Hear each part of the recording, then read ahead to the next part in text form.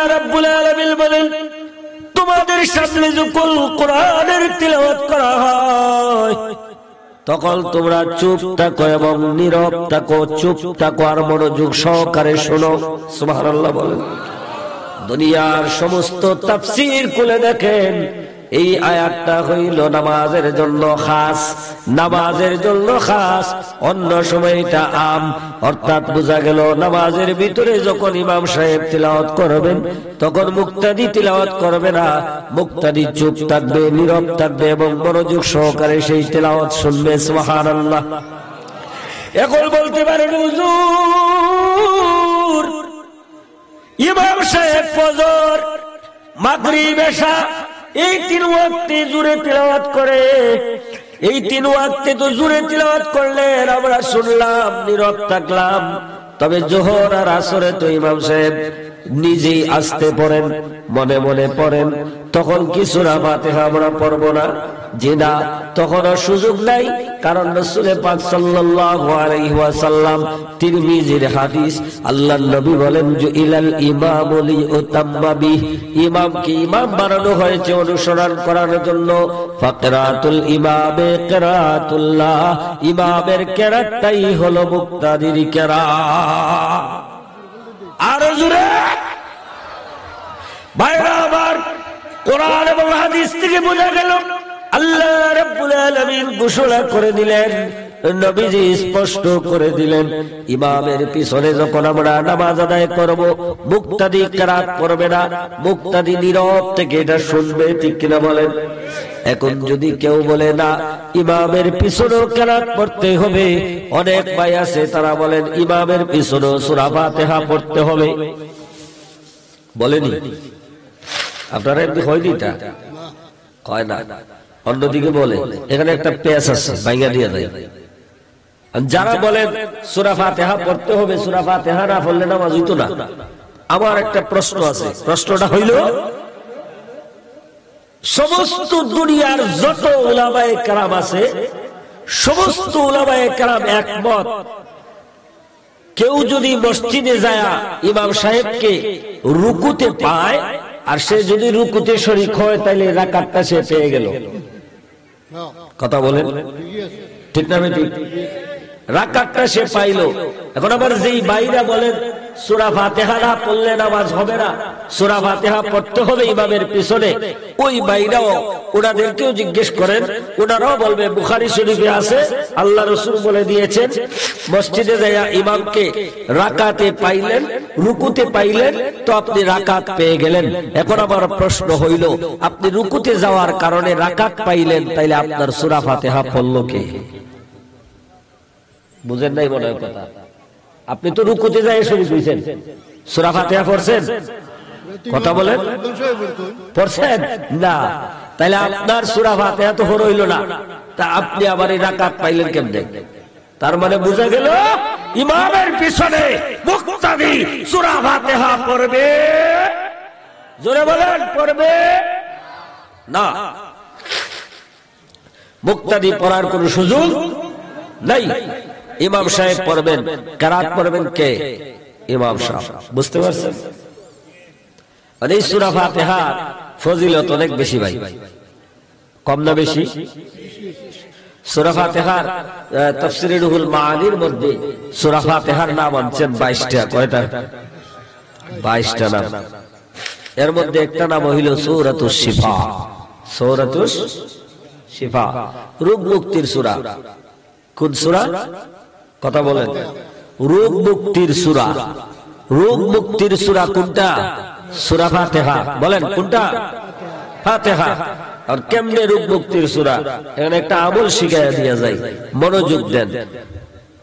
আব্দুল হক মুহাদ্দিস দেহলভী রহমাতুল্লাহ আলাইহি উনিও ওনার কিতাবে আনছেন, এবং আমাদের পীর ও মুর্শিদ ফুলতুলি রহমাতুল্লাহ আলাইহি ওনার কিতাব আনোয়ারুস সালিকিনের একদম শেষের দিকে কথাটা আনছেন যে যত জটিল এবং কঠিনতম রোগ হোক না কেন, কেউ যদি ফজরের নামাজের সুন্নত আদায় করার পরে ফরজ আদায় করার আগ পর্যন্ত সূরা ফাতিহা 41 বার পরে পানিতে ফু দেয়, ফু দিয়া ওই পানি পান করে, এইভাবে যদি 40 দিন পর্যন্ত আমল করে দুনিয়ার যত কঠিন রোগ হোক আল্লাহ চাইলে সব মাফ করে দিতে পারে। আমলটা করবেন, জোরে বলেন করবেন। নামাজ ওই ফরিদাতে আমল করতে কোন সময় কথা কর, ফজরের নামাজ ঘুম থেকে উঠে 8টায় 9টায়, আমল করতে কোন সময়? ফরজই নাই, নফল নিয়ে টানাটানি। কথা বলেন ঠিক না? ঠিক আছে না নাই?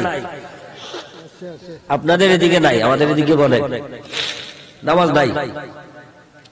তাহলে সূরা ফাতিহার আরেক নাম হলো সূরাতুশ শিফা, রোগ মুক্তির সূরা। আমরা যদি রোগ মুক্তি করাইতে চাই তাহলে কি করতে হবে? সূরা ফাতিহার আমল করতে হবে। ভাইরা আমার, বুখারী শরীফের হাদিস, বুখারী শরীফ দ্বিতীয় খণ্ড কিতাবুত তাফসীর, সূরা ফাতিহার তাফসীরের মধ্যে একটা হাদিস আসছে। সাহাবী নামাজরত অবস্থায় সাহাবী নামাজ আদায় করতেছেন, আল্লাহর নবী রাহমাতুল লিল আলামিন মসজিদে নববীর বাইরে থেকে ডাক দিলেন, ইয়া উবাই। উবাই ইবনে কাব রাদিয়াল্লাহু তাআলা আনহু নামাজে ছিলেন, নবীর ডাকে সাড়া দেন নাই। এবার আল্লাহর নবী রাহমাতুল লিল আলামিন 3 বার ডাক দিলেন। 3 বার ডাক দেওয়ার পরেও কোনো জবাব নাই। জবাব না পায়া নবীজি হুজরা মুবারকে চলে গেলেন। হুজরা মুবারকে যাওয়ার পরে সাহাবী নামাজটা সংক্ষিপ্ত করে নামাজ শেষ করে নবীর দরবারে হাজির হইলেন। লাব্বাইকা ওয়া সাদাইকা ইয়া রাসূলুল্লাহ, ইয়া রাসূলুল্লাহ, নবীজি আপনি আমাকে ডাক দিয়েছিলেন গো নবী, আমি নামাজে ছিলাম। সাহাবী কোথায় ছিলেন? নামাজে ছিলাম ইয়া রাসূলুল্লাহ, এর জন্য জবাব দিতে পারে নাই। এবার বলেন তো, সাহাবীদের নবীর ডাকে সাড়া দেন নাই, সাহাবী কাজটা কি ভুল করছেন না সঠিক করছেন? যে কেউ ভুল কেউ সঠিক, দুইটা ভাগ হইছে না? কথা বলেন, দুইটা ভাগ হইছে কিনা? সাহাবী নামাজ ফরজ নামাজে ছিলেন। এবার আপনারা কেউ বলতেছেন ভুল, কেউ বলতেছেন সঠিক। এই পেশটা ভাঙার জন্য আপনি আমি পারবো? এই জন্যই মাযহাবের প্রয়োজন। কিসের প্রয়োজন? মাযহাব মানতে হয়। নিজে নিজে তো আর এত বড় আল্লাহওয়ালা হই নাই যে কোরআন হাদিস থেকে ইস্তেমবাদ করে মাসালা বাইর করব, ঠিক না বেঠিক? একটা হাদিসে ছোট্ট একটা অংশ বললাম, এখানেই আমরা দুইটা ভাগ হয়ে গেলাম। তার মানে বোঝা গেল আমাদের কাছে ইসলামটা এমনি এমনি আসে নাই, আমরা রেডিমেড ইসলাম পাই নাই। আমাদের কাছে ইসলামটা নিয়ে এসেছেন বড় বড় আল্লাহওয়ালা বুজুর্গানে দিন, ইমামুল আজম ইমাম আবু হানিফা আমাদের কাছে ইসলামটাকে সুস্পষ্ট করে তুলে দিয়েছেন, ঠিক না বেঠিক? আরো জোরে বলেন। তাহলে ইমাম আজম ইমাম আবু হানিফার মাযহাব মানার দরকার আছে না নাই? জোরে বলে আছে না নাই? যারা বলে মাযহাব মানার দরকার নাই, আমরা কি তাদেরকে মানবো না আমরা কোরআন সুন্নাহ মানবো? কোনটা? এই বিষয়টা কিন্তু অন্য একটা বিষয়, সাবজেক্ট, জটিল বিষয়। আমি এদিকে যাচ্ছি না, শুধু বলে দিচ্ছি এটা যে একটা সামান্য আপনার এক টুকরা হাদিস বললাম, এক টুকরা হাদিস, একটা লম্বা হাদিসের সামান্য অংশ বললাম, এতে আমরা দুইটা ভাগ হয়ে গেলাম। এখন দেখেন সাহাবী কাজটা ঠিক করছে না ভুল করছেন? দেখেন, নবীজিকে বলা হলো, ইয়া রাসূলুল্লাহ, ইয়া হাবিবাল্লাহ, আমি নামাজে ছিলাম, এই কারণে আপনার ডাকে সাড়া দিতে পারি নাই।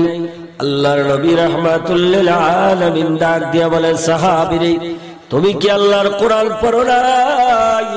আল্লাহর কোরআনে কি তুমি পাও নাই? আল্লাহ রাব্বুল আলামিন ঘোষণা করেন, ইস্তাজিবু লিল্লাহি ওয়া লিরাসূলি ইযা দাআকুম লিমা ইউহয়িকুম। সুবহানাল্লাহ।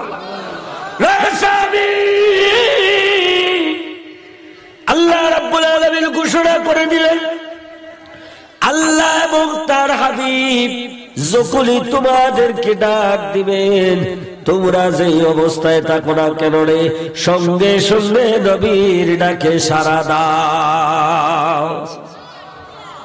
ও সাহাবী, নামাজটাও ফরজ, আর ওই নামাজ ফরজের চাইতে সবচেয়ে বড় ফরজ হইল আমি নবীর ডাকে সাড়া দেওয়া। সুবহানাল্লাহ। এখান থেকে মাসালা আনছেন, নবী যদি কাউরে ডাক দেন, নামাজ যদি 2 রাকাতি হয় অথবা 4 রাকাতি নামাজ হয়, আপনি 2 রাকাত শেষ করছেন অথবা 1 রাকাত শেষ করছেন, এই মুহূর্তে নবী ডাক দিয়েছেন, মাসালা হলো বিল ইজমা, মাসালা হলো আপনি নামাজ ভেঙে নবীর ডাকে সাড়া দিবেন। ওইখানে যদি 2-3 ঘন্টা চলে যায়, নবীর খেদমতে যদি 2-3 ঘন্টা সময় চলে যায়, 2-3 ঘন্টা সময় নবীর খেদমত করার পরে আইসা আবার কি আপনি নামাজ পুনরায় শুরু থেকে পড়বেন? কয় না, শুরু থেকে নয়, বিল ইজমা হইল আপনি নামাজটা যতটুকু পড়ে রেখে গেছিলেন এরপর থেকে বাকি নামাজ পুরাইয়া দিবেন। সুবহানাল্লাহর আওয়াজে বুঝা যায় আপনারা খাইছেন যা। আজকে সারাদিন উপবাস নাকি তা? একটু জোরে সুরে কই সুবহানাল্লাহ, আরো জোরে বলেন সুবহানাল্লাহ, এবার বলেন আল্লাহু আকবার, জোরে বলেন ইয়া রাসূলুল্লাহ, আরো জোরে বলেন ইয়া রাসূলুল্লাহ। আমরা নবী ওলি চাই কি চাই না? নবীর দলে থাকতে চাই কি চাই না? ওলিদের দলে থাকতে চাই কি চাই না? আল্লাহ কবুল করুক, বলেন আমিন। আপনার যখন নির্বাচন হয় এই সময় অমুক ভাই তমুক ভাই হইতে হইতে গলা ফাটাই যায়, হয়নি? বার্তায় না রে বাপ, হয়নি?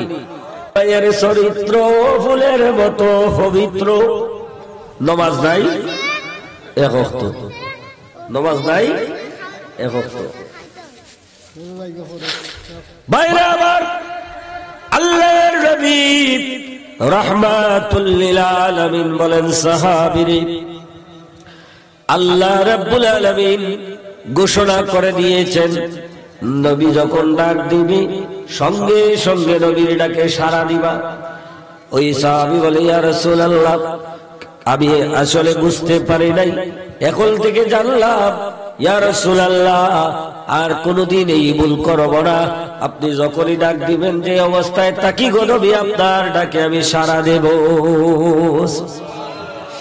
এবার নবী বলেন, সাহাবীর হাতে এইভাবে ধরছেন, ধরে বলতেছেন, সাহাবীরে, আমি কি তোমাকে কোরআনুল কারীমের সবচেয়ে আযম সূরা, সবচেয়ে মর্যাদাপূর্ণ শ্রেষ্ঠতম সূরাটা শিখায়া দেব? সুবহানাল্লাহ, সুবহানাল্লাহ, শিখায়া দেব? সাহাবী বলেন, ইয়া রাসূলুল্লাহ, হ্যাঁ আমি শিখতে চাই। নবী বলেন, তাহলে মসজিদ থেকে বাইর হওয়ার আগেই আমি তোমাকে সূরাটা শিখায়া দেব। সাহাবী বলেন, আল্লাহর নবী রাহমাতুল লিল আলামিন মসজিদে নামাজ শেষ করে সব কাজ শেষ করে নসিহত করে যখন চলে যাবেন, আমি পিছন থেকে দৌড়ায়া নবীর কাছে গেলাম, গিয়ে বললাম, ইয়া রাসূলুল্লাহ, আপনি বলেছিলেন মসজিদ থেকে বাইর হওয়ার আগে কোরআনুল কারীমের আযম সূরাটা আমারে শিখাইয়া দিবেন। নবী বলেন, সূরাটার নাম হইল সূরা ফাতিহা। আলহামদুলিল্লাহি রাব্বিল আলামিন, এই সূরাটা কোরআনুল কারীমের সবচেয়ে শ্রেষ্ঠতম সূরা। সুবহানাল্লাহ। এই সূরা ছাড়া যেমন নামাজ হয় না, নামাজের ভিতরে বান্দা যখন দাঁড়ায় তখন এই সূরা ফাতিহার দ্বারা বান্দা তার মাওলার সাথে প্রেমের খেলা খেলে। সুবহানাল্লাহ বলেন। এখন বলবেন, হুজুর এটা আবার কি তাকবীর? বলে, এটাই তো ভাই খেলা, প্রেমের মহব্বত, আশেক মাসুকের খেলা। মেরাজের রাত্রে নবী মেরাজে গেছেন, গেছেন না নাই? মেরাজে গেছেন, আল্লাহরে দেখছেন, আসার সময় বলেন, আল্লাহ, ও আল্লাহ, আমি তো আরশে আজিমে আসলাম, তোমার সাথে দিদার হইল, তোমারে দেখলাম, ও আল্লাহ, আমার উম্মতের জন্য কি দিলা?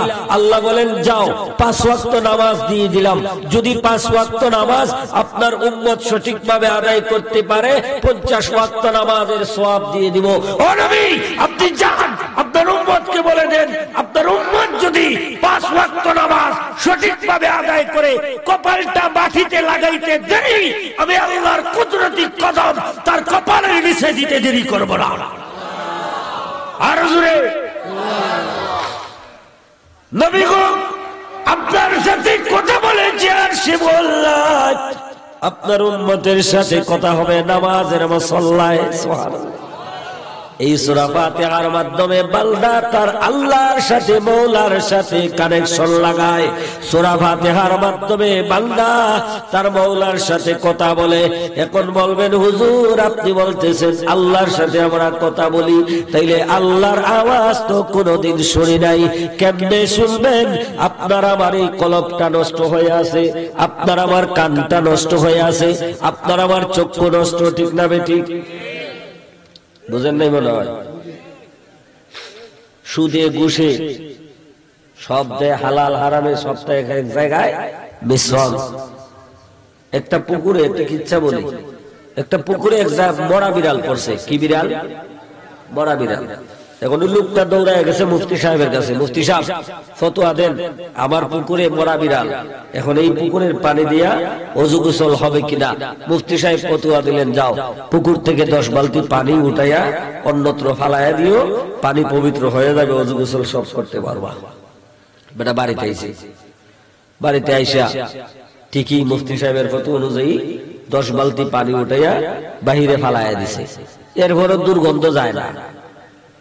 মুফতি সাহেব ফতোয়া দিল 10 বালতি ফালাই লইব, এখন তো এখনো দুর্গন্ধ যায় না। হ্যাঁ নিজে মুফতি ফালাইছে আরো 10 বালতি।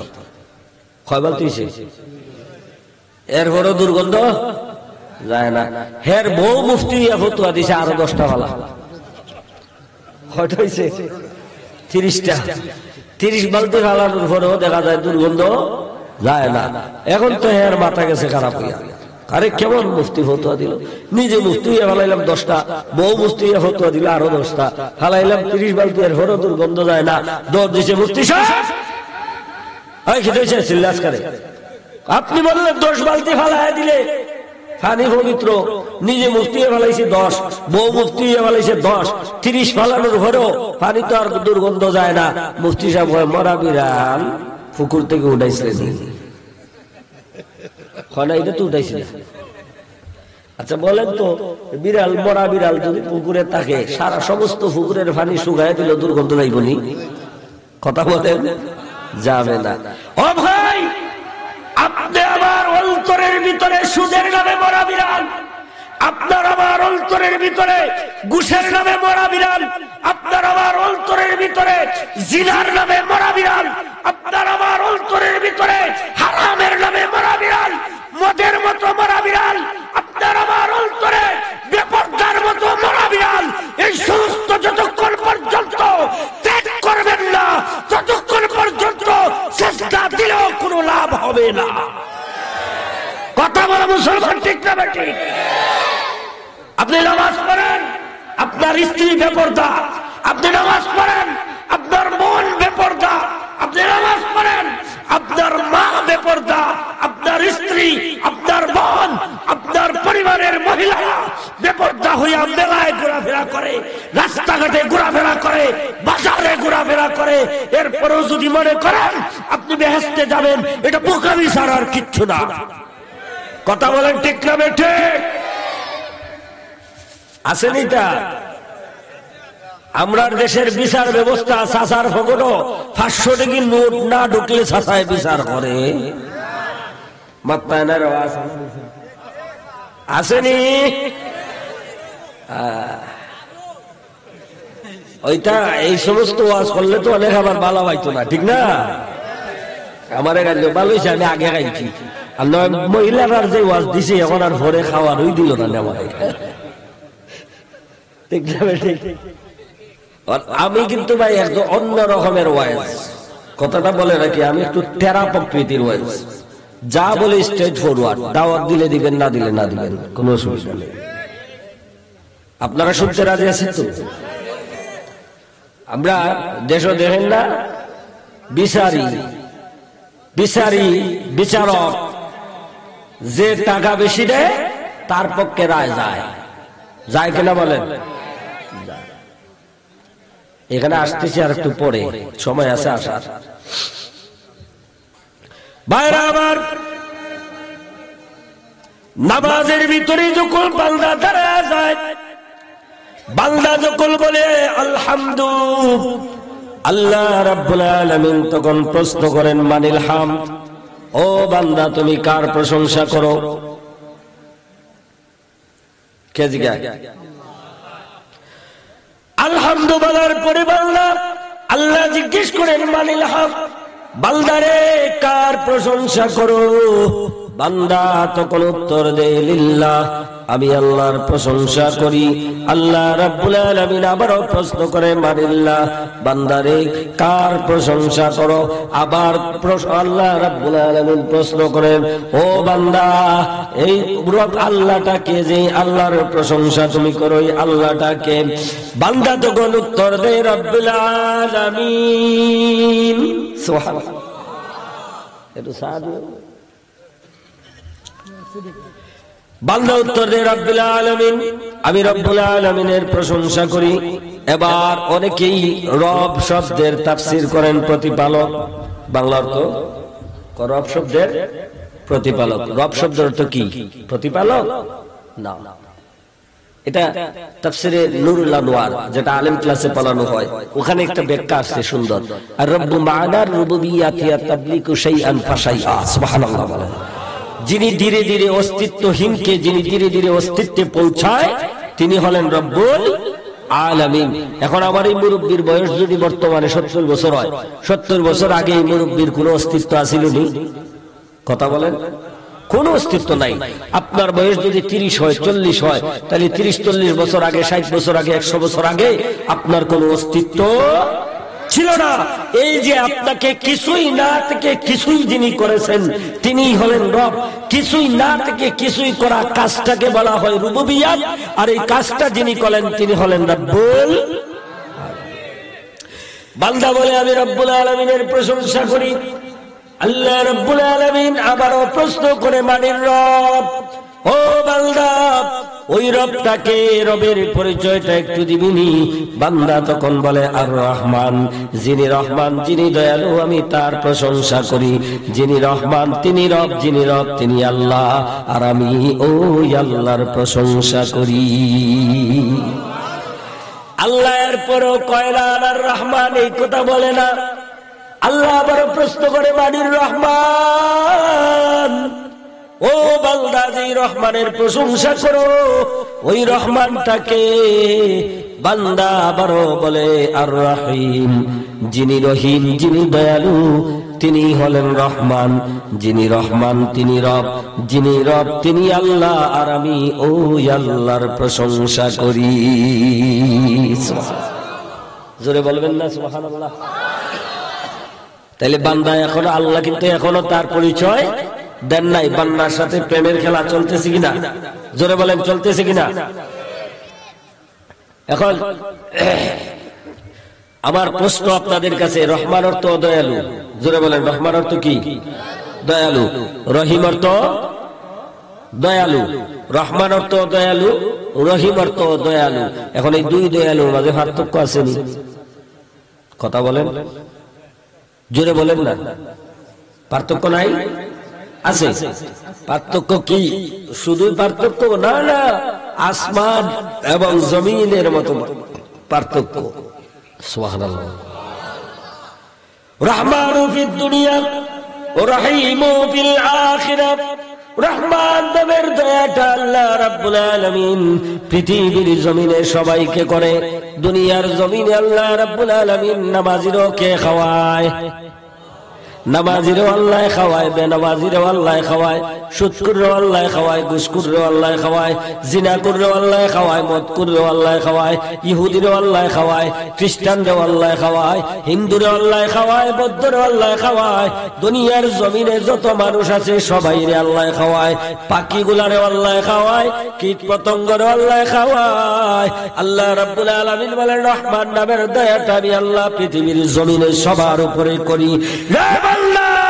কিন্তু রহিম নামের দয়াটা আমি আল্লাহ রাব্বুল আলামিন রিজার্ভ করে রাখলাম। রহিম নামের দয়াটা মহান আল্লাহ কিয়ামতের ময়দানে একমাত্র আমার মুত্তাকি পরহেজগার আমার মুমিন বান্দা বান্দি ছাড়া কোন সুদখোর ঘুষখোর জিনা করলে আমি আল্লাহ করব না। সুবহানাল্লাহ, জোরে বলেন। তাহলে এখন আমরা রহমান নামের দয়া, রহিম নামের দয়া দুইটা বুঝলাম।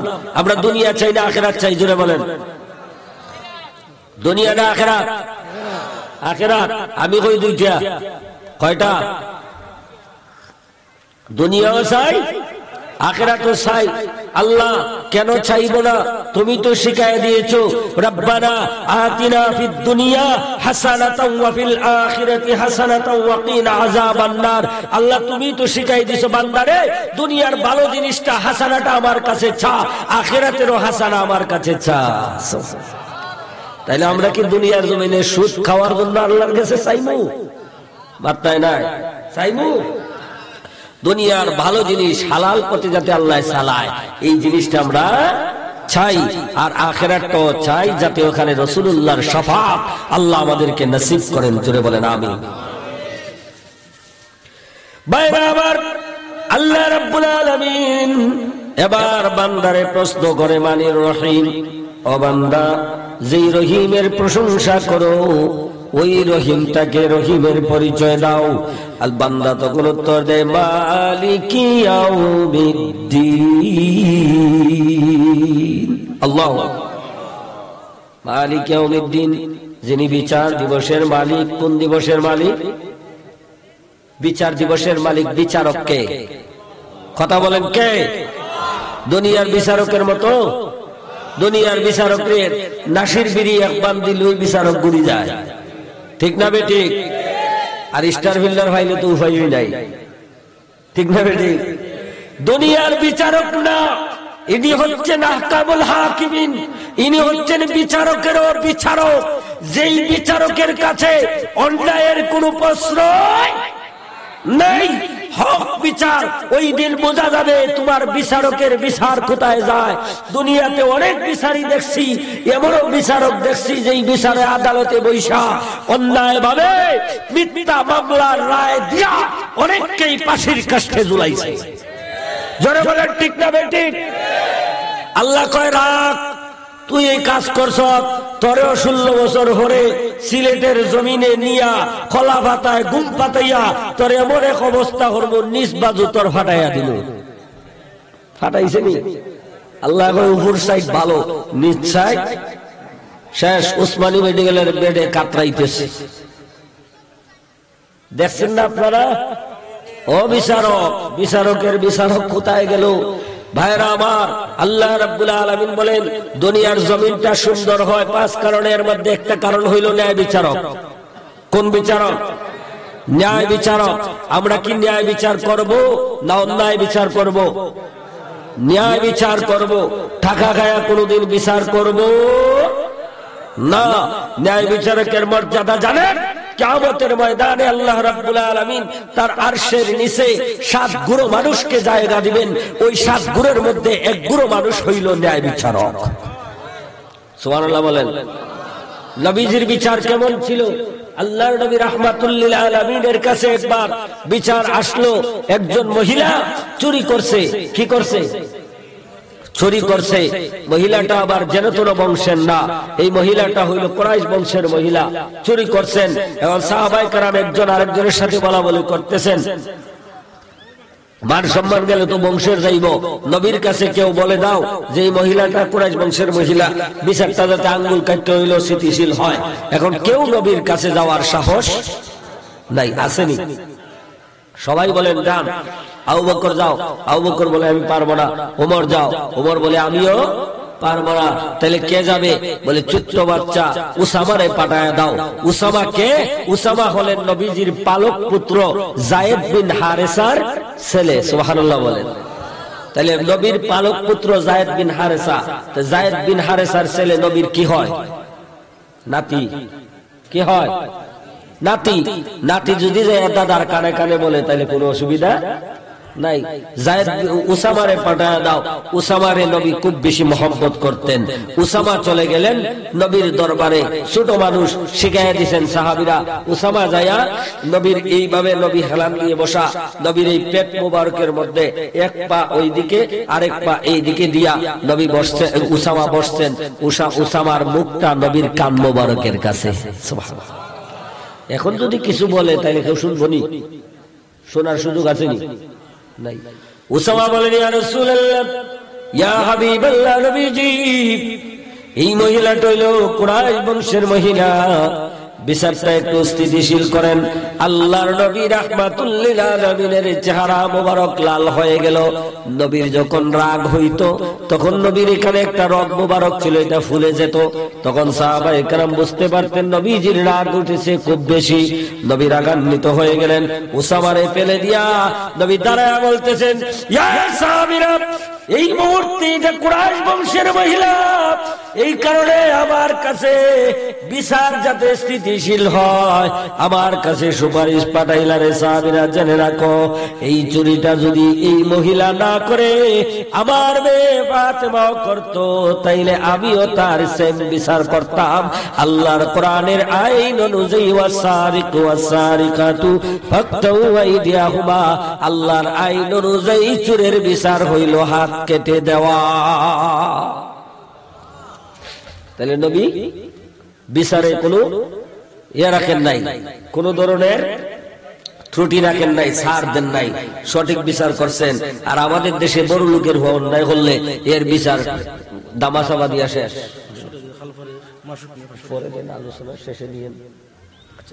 আলোচনা শেষে দিয়ে একটু দরুদ পড়েন সাল্লাল্লাহু আলাইহি জোরে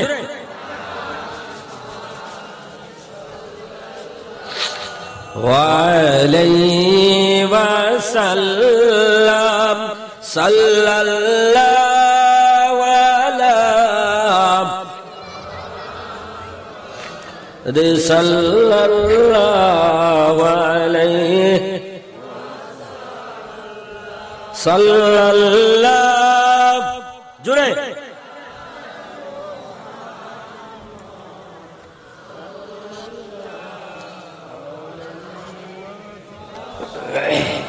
বাইরে আবার নবীজি সঠিক বিচার করলেন। নবীর বিচারে কোনো ছাড় নাই। নবী বিচার করে দেখায়া গেলেন, উম্মতে মুহাম্মদীরে দেখায়া গেলেন বিচার কার্য কিভাবে প্রতিষ্ঠিত করতে হয়, ঠিক না বেঠিক? আর আমরা দেশের বিচার নাই, মেম্বার আসেনি আপনার আর গ্রামও, মেম্বার সাহেব বেজার হইয়েন না। মেম্বার সাহেব এমন মেম্বার, তিনার কাছে যদি 10টা বিধবা কার্ডের বাতা আসে, 10টা বিধবা কাটায়, তাইলে এর মধ্যে দুইটা তিনি কোনো মতে দেয়, বাকি 8টাই নাই। যেমন বোঝা যায় তিনি নিজেই বিধবা।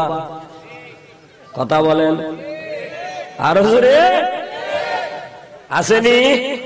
সব মেম্বার একরকম না, আপনারা মেম্বার ভালো, আপনারা মেম্বার ভালো, এমন অবস্থাও আছে। হ্যাঁ ভালো, উনি যদি ভালো না হইতো তাহলে ওয়াজ মাহফিল আইতো নি। কথা বলেন। তাহলে বিচারের মালিক কে? জোরে বলেন কে? দুনিয়াতে হক বলবেন না না হক বলবেন? হকের পক্ষে। কিসের পক্ষে? হকের পক্ষে থাকবেন। হকের পক্ষে থাকার কারণে যদি বাধা বিপত্তি আসে, ফাঁসির কাজটাও যদি ঝুলতে হয়, রাজি আছেন না নাই? জোরে বলেন আছেন না নাই? আমরা সব সময় প্রস্তুত আছি ইনশাআল্লাহ। বিগত 16 বছর আমরা অনেক কিছু দেখাইছি, আল্লাহ দেখছি, দেখি কি নাই? দেখছি। এদিকে না শুনেন, আল্লাহ বলেন, বান্দা বলে মালিক ইয়াউমিদ্দিন, বিচার দিবসের মালিক। বিচার দিবসের মালিক কে? মালিক ইয়াউমিদ্দিন বলার পরে আল্লাহ রাব্বুল আলামিন বলেন, আনা মালিক ইয়াউমিদ্দিন, আমি হইলাম বিচার দিবসের মালিক। ও বান্দা তুমি বলো কি বলবে? আমি মালিক, আমি বিচার দিবসের মালিক। বান্দা তখন এবার বলে, ইয়াকা না'বুদু ওয়া ইয়াকা নাস্তাঈন, আমরা শুধু তোমারই ইবাদত করি, তোমার কাছেই সাহায্য চাই। ইবাদত করি আমরা কার? জোরে বলেন কার? সাহায্য চাইব কার কাছে? আরো জোরে বলেন কার কাছে? ইবাদত করি আল্লাহর, সাহায্য চাই আল্লাহর। ইবাদতের ভিতরে নামাজ আছে না নাই? আসেনি? এখন নামাজ না পড়লেই যদি আপনি নিজের ইমানদার দাবি করেন, মানা যাবে না। প্রকৃত মুমিন হওয়ার জন্য আপনার প্রধান শর্ত হইল নামাজ। প্রকৃত মুমিন হওয়ার জন্য আপনি নামাজ আদায় করতে হবে। এখন নামাজের বয়ান, রোজার বয়ান, মাহফিল তো আর কম হয় না। এরপরও আমাদের মধ্যে আমল নাই, আমলের অভাব। এর কারণ কি? আমল হয়নি, কারণ হইল দুইটা। কয়টা? চলে বলেন কয়টা? একটা কারণটা আমার ব্যক্তিগত রিচার্জ। দুইটার মধ্যে একটা কারণ হইল আমরা যারা আলোচনা করি, আমরা যারা বক্তা, আমরা নিজের মাঝে আমল নাই। অনেক বক্তা এরকম আছে নামাজ ওই করে না, এটা আপনারা বাইতা না, এটা আমরা দেখি। অনেক বক্তা এরকম আছে নামাজ ওই পড়ে না। আর আপনার আরেকটা কারণ হইল আমরা যারা বয়ান শুনতে আসি, আমাদের উদ্দেশ্য হইল গলার কণ্ঠসুর যদি ভালো হয়, কিছু বইলে আমার কণ্ঠ ভালো নাই, চলে গেলাম। তা আমলের নিয়তে আসছে না কণ্ঠসুরের নিয়তে আসছে? জোরে বলেন। আমলের নিয়তে আসছে। আর আমল করবেন। আমরা যদি আমল করতে হয়, ওয়াজ থেকে আজকের বয়ানের শেষে নামাজ ছাড়বো না, এই ওয়াদা দিতে পারবেন? পারবেন তো ইনশাআল্লাহ? কে কে পারবেন? হাত উঠান। মাশাআল্লাহ, নারে তাকবীর, নারে রিসালাত। হাত নামান। আল্লাহ কবুল করুক, মঞ্জুর করুক, বলেন আমিন। ভাইরা আমার, এবার বান্দা বলতেছে ইয়াকা না'বুদু ওয়া ইয়াকা নাস্তাঈন। এখানে বোঝেন, এখানে বোঝার একটা বিষয় আছে। এত সময় বান্দা বলতেছে যিনি রহমান তিনি রহিম, যিনি রহিম তিনি রব, যিনি রব তিনি আল্লাহ। তিনি তিনি তিনি তিনি শব্দ ব্যবহার করছে, তার মানে বোঝা গেল আল্লাহ সামনে নাই। যিনি আমাদের সামনে থাকেন তাকে বলা হয় তুমি বা আপনি, আর যিনি আমাদের সামনে থাকেন না তাকে বলা হয় সে বা তিনি। ঠিক না বেটি? এই জায়গায় এসে আল্লাহ রাব্বুল আলামিন গায়েবের সেগা বাদ দিয়া হাজিরের সেগা ব্যবহার করলেন। আল্লাহ বলেন ইয়াকা না'বুদু, কা শব্দ, ইয়াকা না'বুদু, আমরা তোমারই ইবাদত করি, ওয়া ইয়াকা নাস্তাঈন, তোমার কাছে সাহায্য চাই। তাইলে বোঝা গেল আল্লাহ রাব্বুল আলামিন আমাদের সামনে হাজির। সুবহানাল্লাহ। জোরে বলেন, আরো জোরে। তাইলে এই জায়গায় এসে আল্লাহ রাব্বুল আলামিন কিসের সেগা ব্যবহার করলেন? হাজিরের সেগা। কিসের সেগা? উপস্থিত, হাজিরের সেগা। এখন বোঝা গেল আল্লাহ আমাদের সামনে হাজির। ওই যে শুরুতেই বলছিলাম, আমরা দেখি না কেন আমাদের চোখ ভালো না, আমরা শুনি না কেন আমাদের অন্তর ভালো না। এই কারণে করতে হবে। ঈমানের পরে কি করতে হবে? ঈমানের পরে আমল করতে হবে।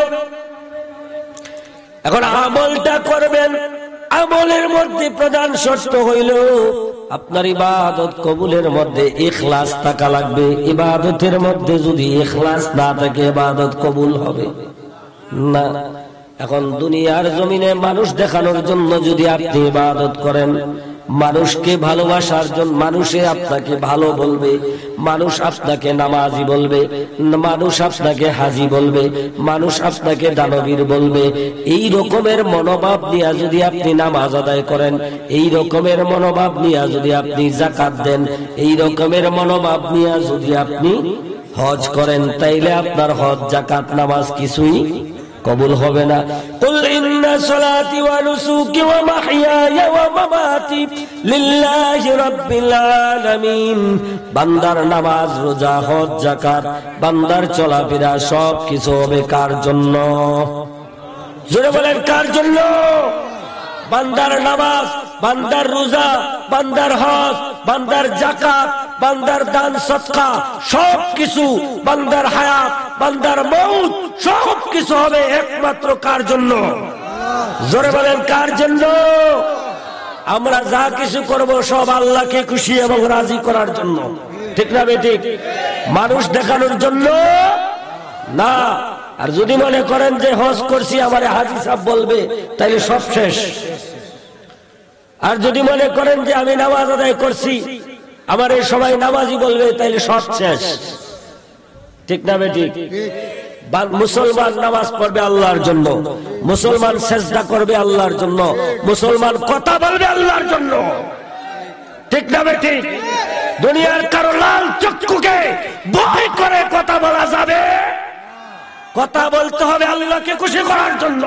এতে দুনিয়ার জমিনে জেল হইল কি জুলুম হইল কি ফাঁসি হইল এটা দেখার টাইম নাই।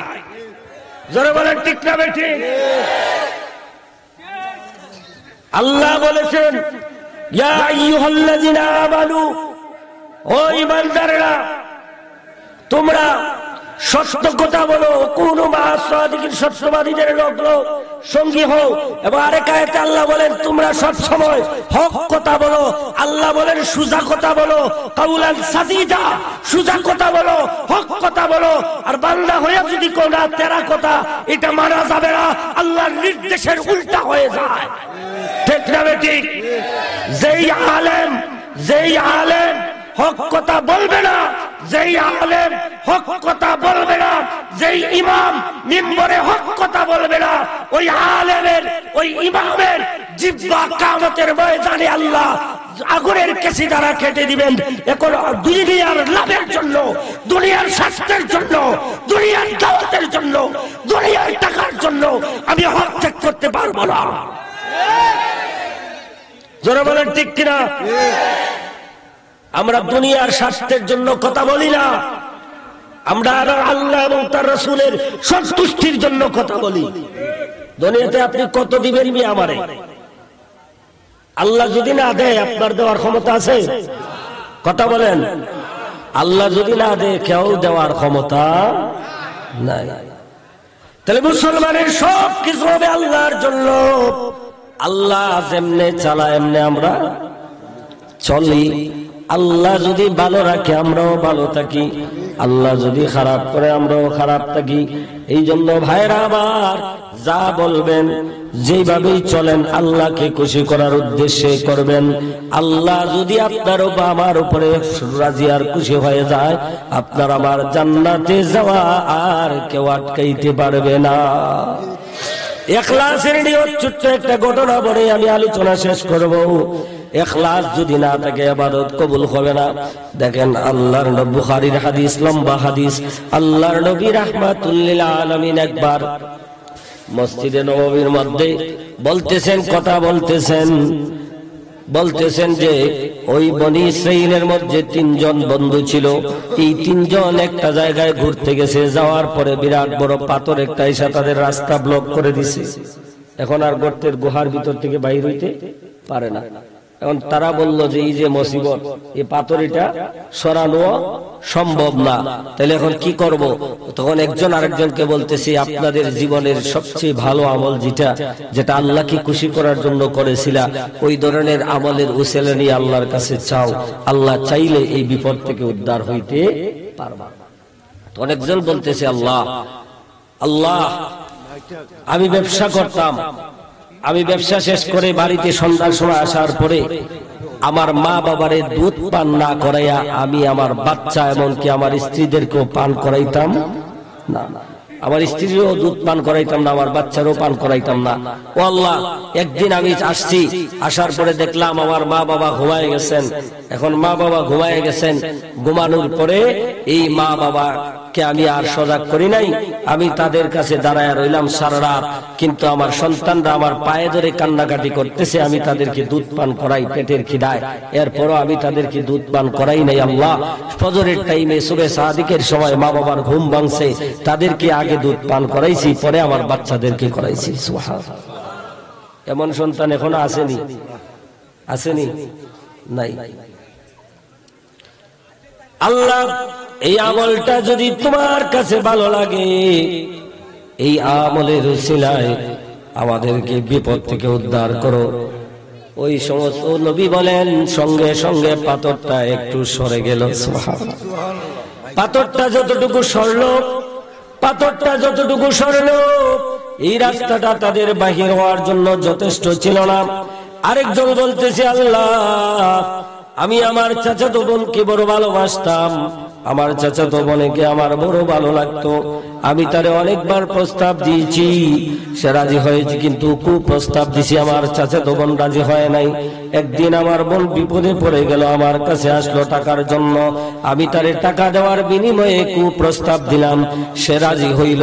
ও আল্লাহ, যেই মুহূর্তে বিছানায় আসলো, আমি যখনই তার কাছে যাব, তখন আমার চাচাতো বোন বলে উঠলো, ভাই রে, তোমার ভিতরে কি আল্লাহর ভয় নাই? আল্লাহকে কি একটু ভয় করো না?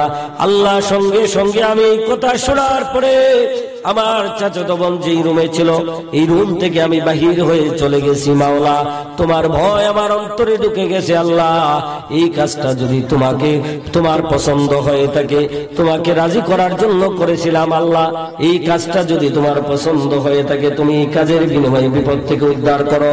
সঙ্গে সঙ্গে পাথরটা আর একটু সরে গেল। সুবহানাল্লাহ। এবার তৃতীয় জন তার আমল নিয়ে আল্লাহর কাছে সুপারিশ করলো, আল্লাহ সরাইয়া দিলেন, তারা বাহিরে আসলো। এই আমলের মধ্যে যদি ইখলাস না থাকতো, তাহলে আমল আল্লাহর দরবারে কবুল হইতো নি, হইতো না। এই জন্য আপনি যা করবেন সব আমলের ভিতরে ইখলাসের দরকার আছে না নাই? রমজানুল মুবারকের রোজা রাখবেন, রোজা রাইখা আপনি মানুষকে দেখানোর জন্য না, খুশি করার জন্য। কাকে খুশি করবেন? আল্লাহকে খুশি করার জন্য। হজ করবেন আল্লাহকে খুশি করার জন্য, রোজা রাখবেন আল্লাহকে খুশি করার জন্য, মুসলমানে বন্ধুত্ব করবেন আল্লাহকে খুশি করার জন্য, মুসলমানের শত্রুতা করবেন আল্লাহকে খুশি করার জন্য। আল্লাহর বিধানের উল্টা যদি কেউ চলে, আপনি তার ধারে কাছেও